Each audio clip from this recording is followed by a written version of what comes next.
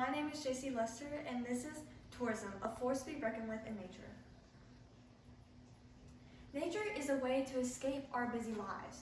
We use it to just escape the world, but is it really an escape if what we're doing is just coming back to another concrete jungle? The goal of this speech is really to regulate tourism in national parks. Now, what is a national park? A national park is an organization that was set up by the government to restore and to keep beauty in our United States. And it's a series of parks, around 60 that we have. Now, tourism should be regulated in our parks because it's causing an increase in pollution, it's altering the ecosystem, and the way that we can find the solution is by issuing permits. We can register guests that are coming in, and we can also be educating visitors as they come in, so we can have proper tourists. Now, why am I qualified enough to actually give this speech? Well, I love nature. I'm an avid hiker. I've actually been to multiple of these types of parks, multiple national parks. And I enjoy nature so much that I want future generations to be able to enjoy it too. But with tourism, how can you really enjoy that? Tourists are polluting our national parks through CO2 emissions, but they're also polluting them through littering. We can also see that there are enforcing a limited amount of people who enter the park. We can register permits, but we can also select specific events for these permits. We can also educate them to plan their trips better. But another reason why we should be doing this is because they're changing our ecosystem. The wildlife is being affected in this way. Tourists are a main cause of pollution here. As you can see in this graph I have over here, this is a rise of the amount of tourists that are coming into our parks. Since around 1920, you can see around 0, and it's shot up over the years. Over here at this topmost part, over 300 million people are visiting our parks yearly. Isn't that crazy to think about how many people are coming in and out? But according to Crisis in Our National Parks, by how tourists are loving nature to death, this overcrowding is because you have this congestion of traffic that are coming into the parks. This is causing an increase in CO2 emissions. The negative effects of tourism on national parks in the United States also states that these things are causing noise pollution. It's going in, and then you have all these you have different sounds that are coming in, and then it's affecting wildlife in that way, which moves on to my next point here, is that the environment is being affected from tourism. The wildlife is being affected in our national parks.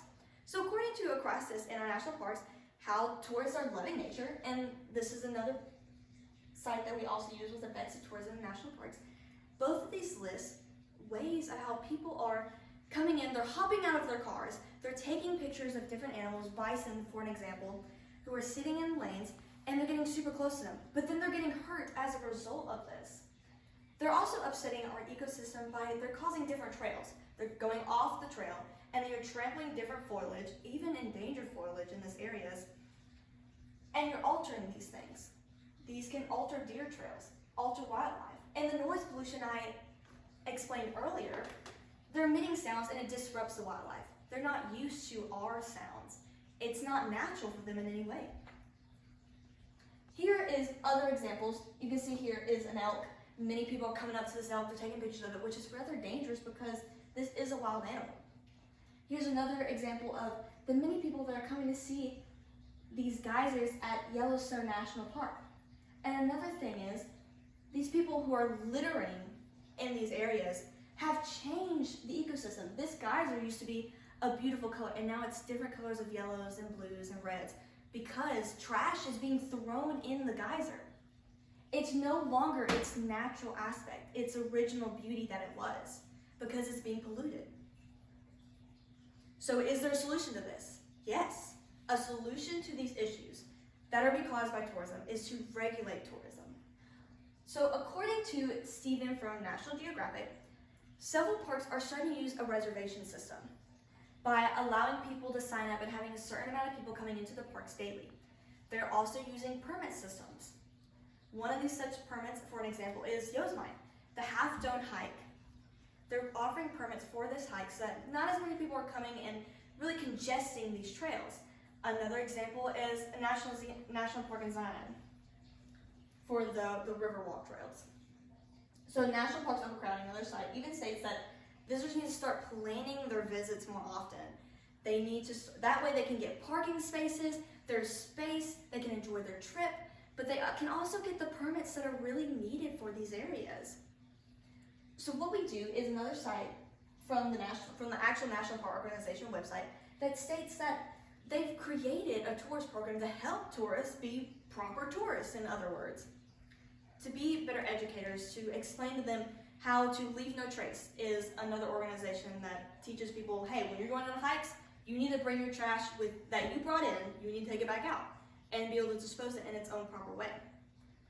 So this is what this organization does, but it also tries to keep our parks safe and healthy. Inclusion, our national parks are at a risk because tourists are polluting these areas, they're affecting the ecosystem. But the only way to fix this is regulating the cause, which is tourism. And what they're doing, they're polluting these areas through CO2 emissions. They're polluting it through littering. They're hurting the wildlife and the ecosystems. They're getting too close to animals, and they're changing the natural order of how these parks were originally made.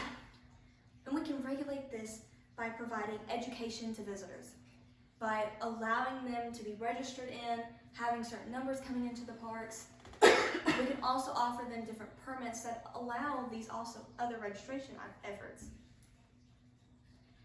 This whole speech is showing you the reasoning behind why tourism should be regulated, while giving sustainable ways, actual ways to do this. We have to protect our parks. If we want future generations to enjoy nature like we are now, we have to protect them. We have to allow people to enjoy them now, so that way we can continue having the parks, but we want to have them in their natural beauty in the way that they are. And if you ever want to experience that natural quiet, that love of nature, then we have to subtract people from the equation.